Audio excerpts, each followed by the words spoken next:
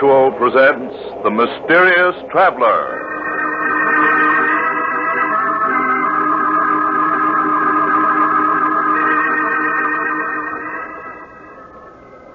This is The Mysterious Traveler, inviting you to join me on another journey into the realm of the strange and the terrifying. I hope you will enjoy the trip, that it will thrill you a little and chill you a little. So settle back and get a good grip on your nerves, if you can. Where are we going? Well, let us say for the moment we're taking a little trip into time in a story I call New Year's Nightmare.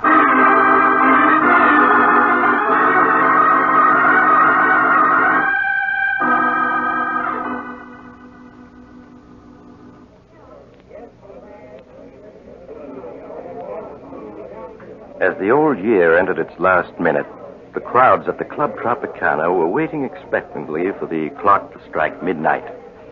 At a ringside table, a lovely young woman angrily whispers to the man with her. Chris, if you take another drink, I'll leave.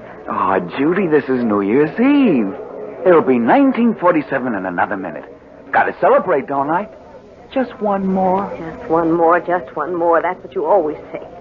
I wouldn't mind if it were just tonight, but you're always getting drunk. Waiter, another bottle of champagne. Nothing I say means anything to you, does it? Do you think because I've forgiven you a dozen times in the past, I'll do it again? But you're wrong, Chris.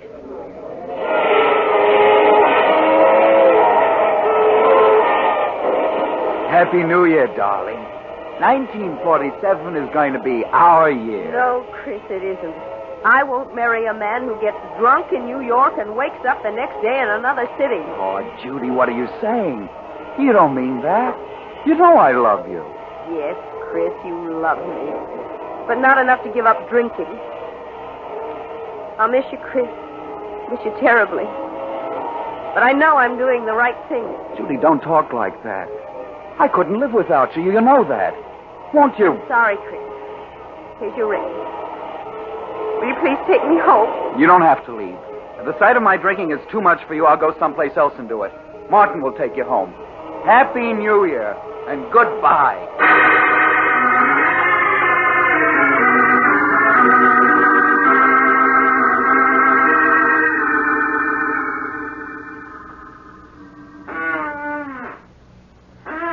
Do you mind finishing that drink, mister? It's 5 o'clock in the morning and I'm dead on my feet. Sure, I'll drink up. No matter what she says. That's right. Now you better go home and sleep it off. Good night and a happy 1947 to you. Thanks. And the same to you.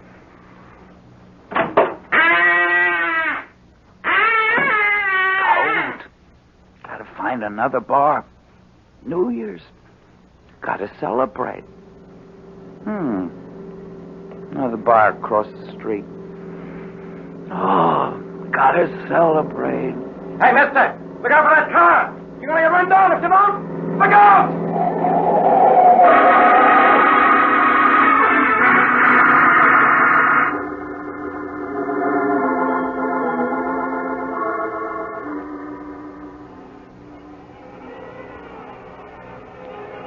Oh, my head.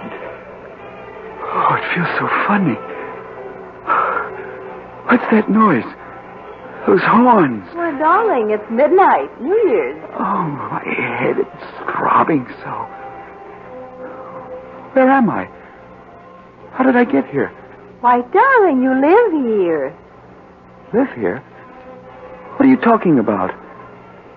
Charles, I'd better call Dr. Smith. You look so strange. Hello? Connect me with Dr. Smith's apartment, please. Never seen this place before. Hello, Doctor? This is Blanche Arnold. Yes, it's Charles. He isn't well. Could you come to our apartment at once? Oh, thank you. Goodbye. What do you mean, I live here? Who are you? Where am I? I'm your wife, Charles. This is our home, don't you remember? You're my wife. You can't be. I'm not married. What am I doing here? What's your game? Charles, can't you remember anything about us? What are you talking about? I never saw you before. And why do you keep calling me Charles? My name is Chris. Chris Andrews. Chris Andrews. So that's what the initial CA stood for. Oh, that noise out there. What are they making such a racket for? Because it's midnight, New Year's Eve. Midnight? New Year's Eve? But it was midnight hours ago when I left the Club Tropicana. What are you talking about? Oh, that must be Dr. Smith. I'll answer it. Dr. Smith? I don't know any Dr. Smith. Oh, come in, Doctor. I'm so glad you're here. I think it's the amnesia. It seems to have left him all of a sudden. Charles? It's Dr. Smith. I don't know him, and I don't know you. And please stop calling me Charles. I told you my name is Chris Andrews. Mm-hmm. Won't you sit down, Mr. Andrews? I'd like to talk with you for a few minutes. What about? Tell me, Mr. Andrews, what's the last thing you remember before finding yourself in this apartment? Why, Judy. She and I were at the Club Tropicana, celebrating New Year's Eve. I see. I remember we quarreled about my drinking. I walked out on her and had a few drinks someplace else. Mm-hmm. That's all I can recall. Oh, my head.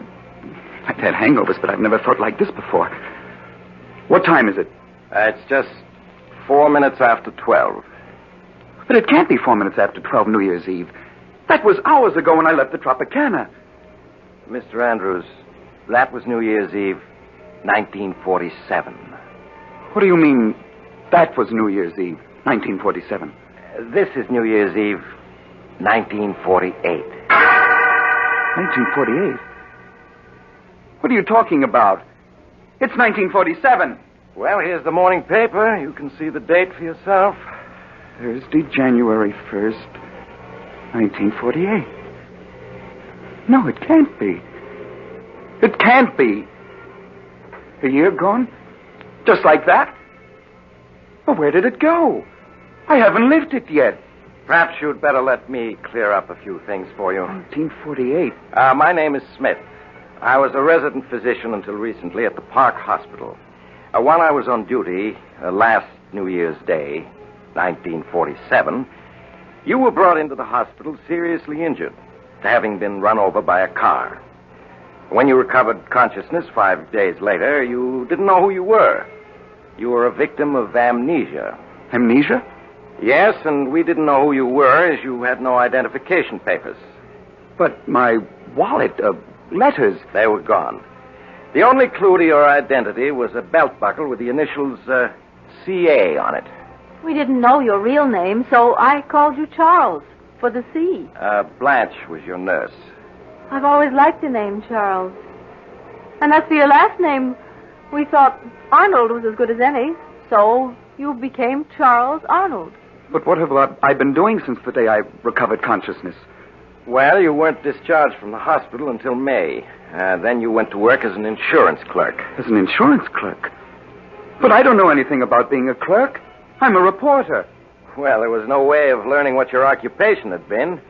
So when Blanche learned of this opening in an insurance office, you applied for the position. And that's where I've been working up to now? Yes. And then after you got your job, we were married. Married? Charles, Chris. Don't you remember? I'm afraid, Blanche, you really can't. Married? But Judy... Oh, it's like a dream. My head keeps throbbing. I keep expecting to wake up. There's that date in the paper. January 1st, 1948. Doctor, you said he might never get over his amnesia. Well, that was a strong possibility, but apparently the sounds of New Year's brought back his memory. You're gone just like that. Judy. My friends. Job. All gone. Doctor, where am I? What's the address of this apartment house? You're at 5718 North 13th Street, Philadelphia. Philadelphia? But how did I get to Philadelphia? That we don't know. All that I can tell you is that your accident occurred just a few blocks from here. Darling, I know what a shock it must be. Strange. You must have called me darling many times in the past. And yet this is the first time I've ever heard you call me that. Yes. I know. What did you say your name was?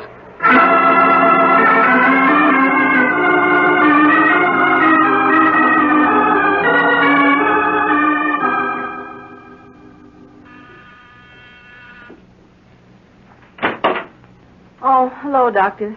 Come in, won't you? Thank you. How are you, Blanche? All right, I suppose. How's Chris getting along? He's fine. It's just... Why, Blanche, what's this? I've never seen you cry. Here. No, it's just that everything's so changed. Those 6 months Chris and I were married before he regained his memory were the happiest of my life. And now? This past month since he got his memory back, it's been as though I were married to a stranger. It isn't as though he doesn't try to be nice to me, but it's also obvious he doesn't love me. Now, Blanche, you mustn't say that. It's true, I tell you. How can a man love a woman those first 6 months as he loved me and then fall out of love with her when he's regained his memory? You must have patience, Blanche. It will take time for Chris to adjust himself to what's happened. He fell in love with you as Charles Arnold, and I'm sure he will as Chris Andrews. You just must give him time. Chris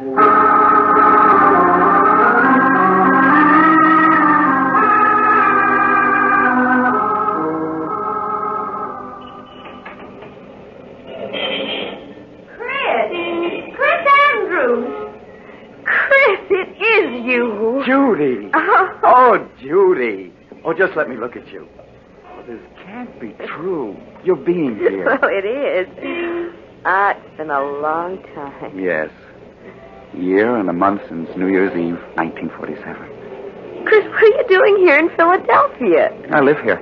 Well, so do I. I got a job with Ryan and Company as a copywriter here a few months ago. Look, Judy, we can't talk here on the sidewalk. That's right. Well, look, I live only a few blocks from here. We can go to my apartment. Oh, that's fine. There's so much I want to ask, and there's so much to tell.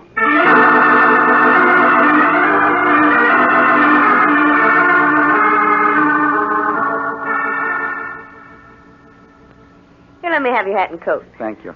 Would you like something to drink? No, I don't drink anymore. Oh? Chris, you have changed. You look so much older. Well, you don't. You're as lovely as that night I saw you last. Thank you, Chris. Judy, you'll have to let me explain what happened after I left you that night at the Tropicana. If you find it difficult to believe, I won't blame you. It still seems like a nightmare to me. That night, after I left you...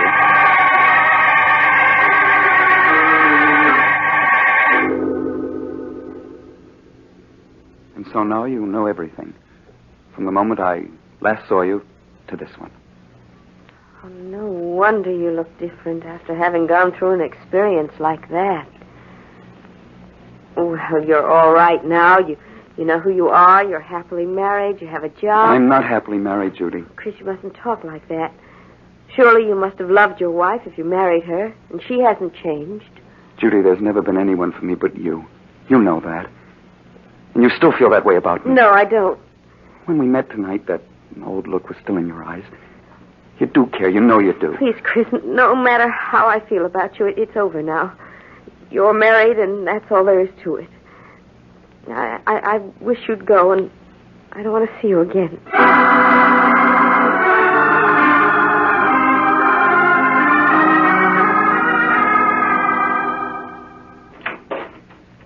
Chris, where have you been? I expected you home from work hours ago. I met a friend. Oh.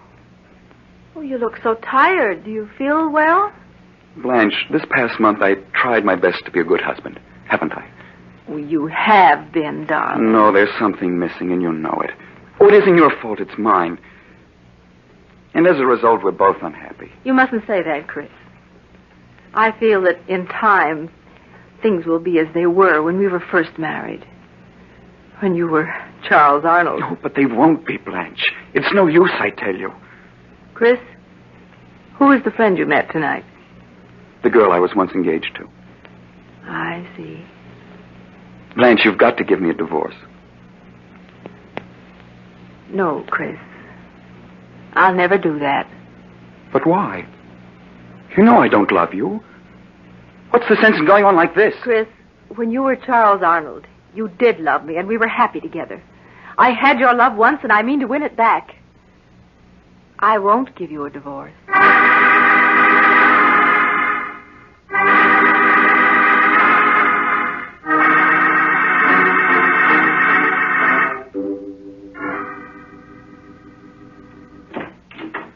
Hello, Judy. Chris, I asked you not to call on me again. Judy, I've got to talk to you. May I come in?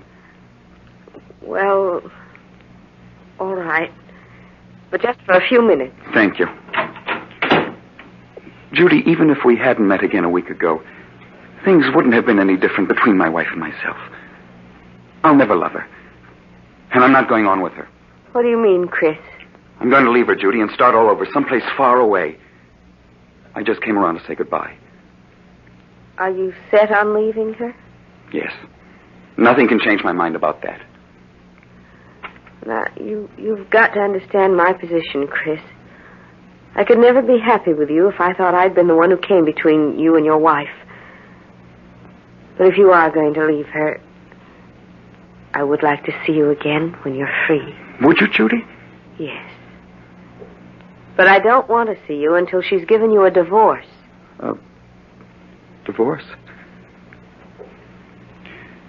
Judy, I am going to be free. Nothing's going to prevent it. Nothing.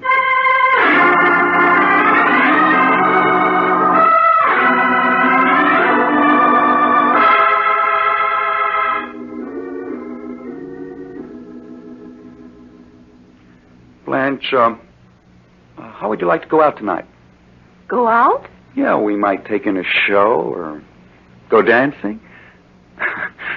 Didn't I ever take you out when I was Charles Arnold? Oh, why, yes. We used to have wonderful evenings together then. Well, why not now? Unless you don't want to. Oh, Chris, there's nothing in the world I'd rather do. Hey, why the tears? Oh, it's just that I'm so happy. Oh, come here. Did this Mr. Arnold ever put his arms around you like this? Oh, yes, often. Oh, Chris, stop squeezing me so tight. Chris. Sorry, darling. Oh, you almost squeezed me to death. That's so you remember that I'm your husband and not Mr. Arnold. And Blanche. Oh, yes, Chris. I'm taking a week's vacation soon. What do you say if we go up to the Adirondack Mountains for a week of winter sports? Oh, Chris, I'd love to. Well, it'll be like a second honeymoon.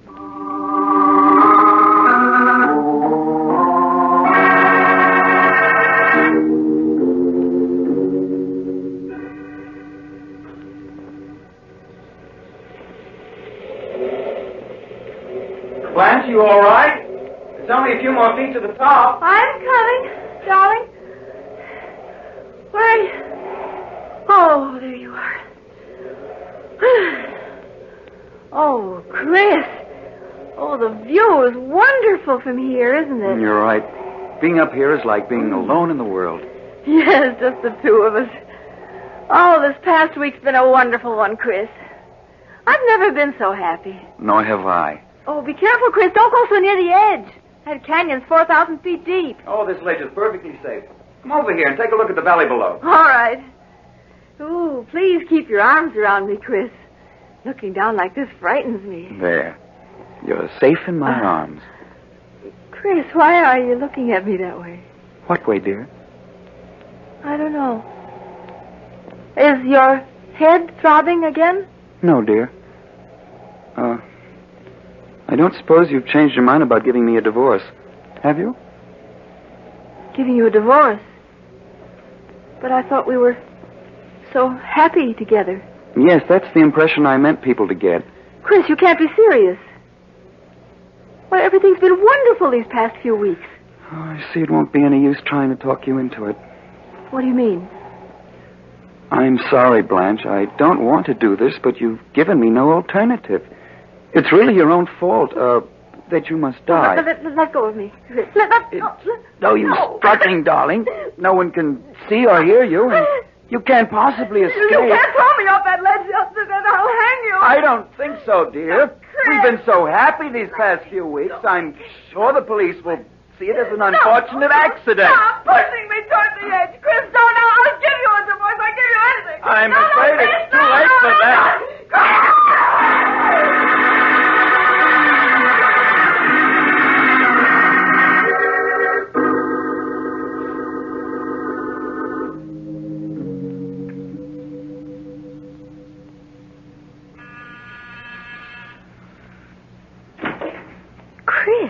Good evening, Judy. May I come in? Why, yes, of course. How are you, Chris? Oh, I'm all right. I want to thank you for the note you sent me when Blanche died. I can't tell you how sorry I was to hear about it, Chris. Yes, it all happened so quickly. What have you been doing since then? Oh, just working.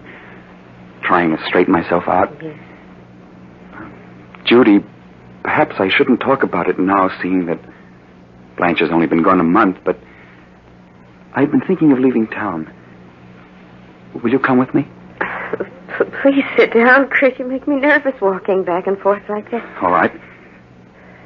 But you haven't answered my question. Well, it isn't easy to answer. Well, it would be if you said yes. I see in your eyes you mean no. Why? Chris, I've met someone else recently. Someone else? But you said if I were free, you'd marry me. I didn't say I'd marry you. I said if you were free, I'd like to see you again. But now I'm not even sure of that. You're so different from what you used to be. Stop being clever. If you didn't say you'd marry me, you implied as much. Please, Chris, you're making it so difficult for me. I'm making it difficult for you. And I suppose what I've been through doesn't count. I risked my life to get you. Risked your life? Chris, what are you saying? Are you such a fool as to believe that Blanche fell off that mountain?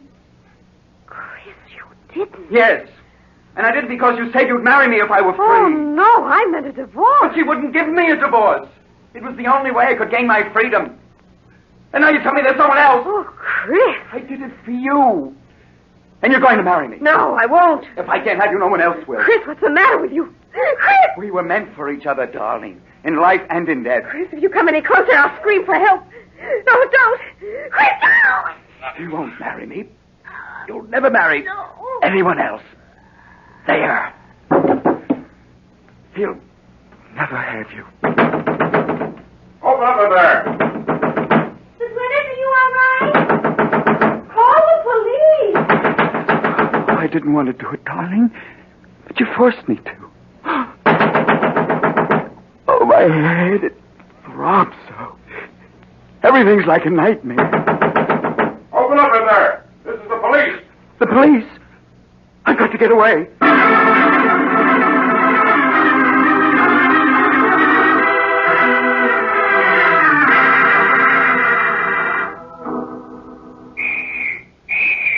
Oh, they're closing in on me. There's no escape from this room. Let's work our way down from this end of the rope to the other. They'll never take me alive. Never. I've got 5 bullets. 4 for them and the last for myself. Hey, sit down, Joe. Maybe hide behind one of those chimneys. Oh, my head. It keeps throbbing so. If I could only think. Oh, this can't be real. It's like a horrible dream. They're coming for me. Hey, there's someone behind that chimney over there. Get under cover. They'll never take me alive, never. I'll show them. Keep down, Mike. Why don't you come and get me? If I shoot it out with me, huh? I'll show you. Come on, Mike. His gun is empty. Oh, empty. You'll never take me alive. Never! He's climbing up on the ledge. It's 15 stories down. I'm coming, Judy. I'm coming. He's going to jump. I'm falling. Falling!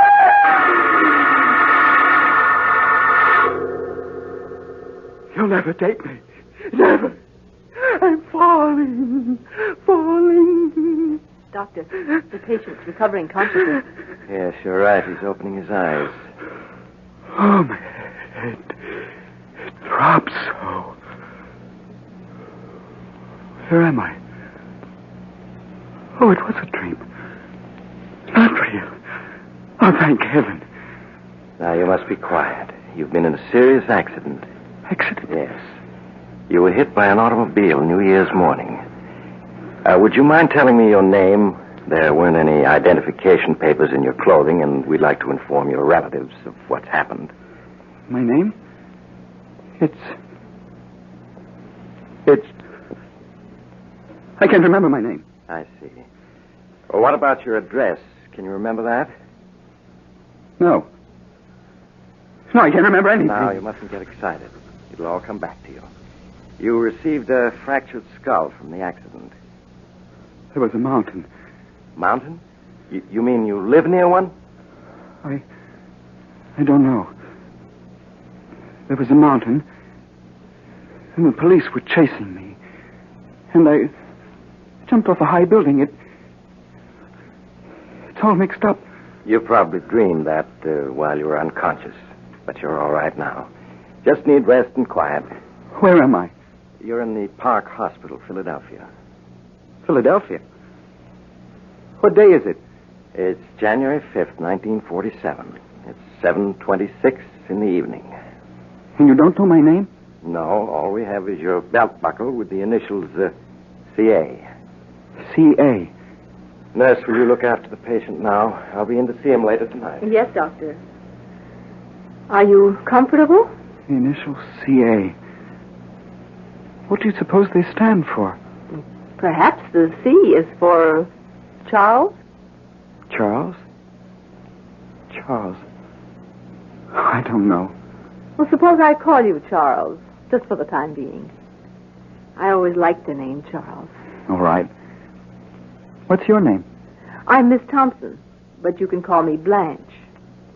And Charles, let me be the first to wish you a happy 1947.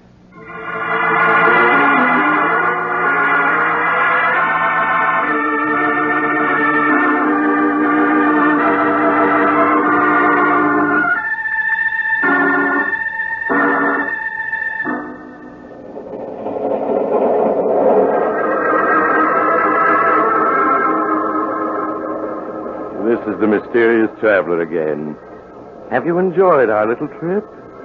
Oh, by the way, I want to wish you all a very happy New Year. And I do hope you'll be careful about making new acquaintances. And perhaps you'd better keep an eye on the old ones, too. For after all, who can foretell the future? Not even Chris Andrews, or should I say Charles Arnold, knows what's in store for him. But we do, don't we? And speaking of the future, Oh, you're getting off here. I'm sorry. But I'm sure we'll meet again. I take this same train every week at this same time.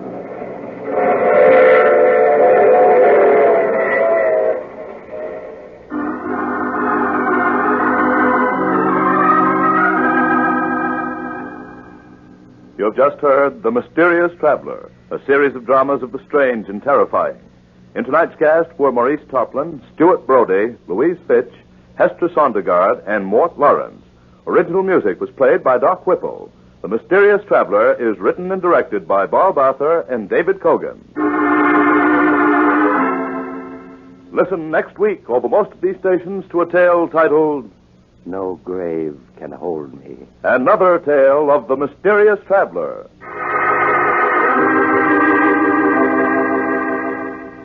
The Mysterious Traveler has been presented from our New York studios. Carl Caruso speaking. This is the Mutual Broadcasting System.